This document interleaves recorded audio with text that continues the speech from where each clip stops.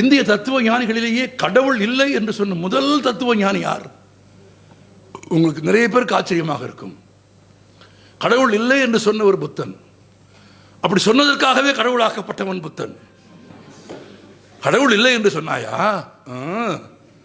பார் உன்னை கடவுளாக்குகிறோம் என்று மகாவிஷ்ணுவின் அவதாரங்களில் ஒன்று என்று புத்தனை பற்றிய ஒரு கதையை உருவாக்கினார்கள். ஆனால் புத்தன் கடவுள் இல்லை என்று சொன்னான். இறந்தவர்கள் மீண்டு வருவதே இல்லை என்று புத்தன் சொன்னான்.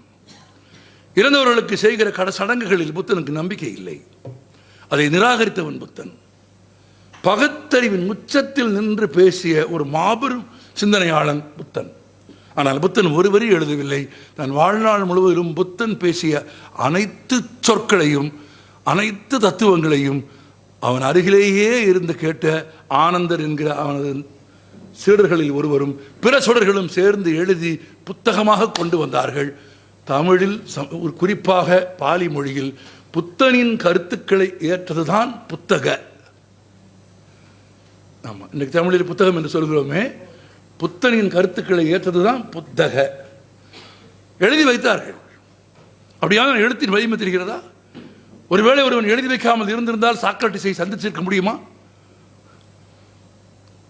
ஒரு ஆனந்தன் எழுதி வைக்காமல் போயிருந்தால் புத்தனின் ஞானம் நமக்கு கிடைத்திருக்குமா? நபிகள் நாயகம் ஸல்லல்லாஹு அலைஹி வஸல்லம் எழுத படிக்க தெரியாது.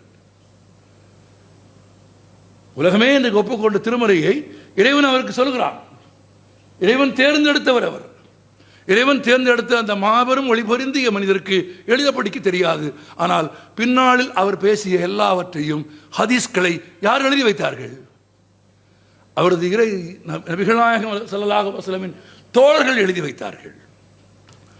அவருடைய இறுதி நாட்களை அருகிலே இருந்து பார்த்தவர்கள் எழுதி வைத்த போய்த்தான் அவர் எங்கே வாழ்ந்து கொண்டிருக்கிறார். இப்போ உலகெங்கிலும் இருக்க மனிதர்களின் உள்ளங்களில் மட்டுமல்ல, சாக்ரட்டிஸும் இயேசுவும் புத்தனும் நபிகள் நாயகம் ஸல்லல்லாஹு அலைஹி வஸல்லம் புத்தகங்களில் வாழ்கிறார்களா இல்லையா?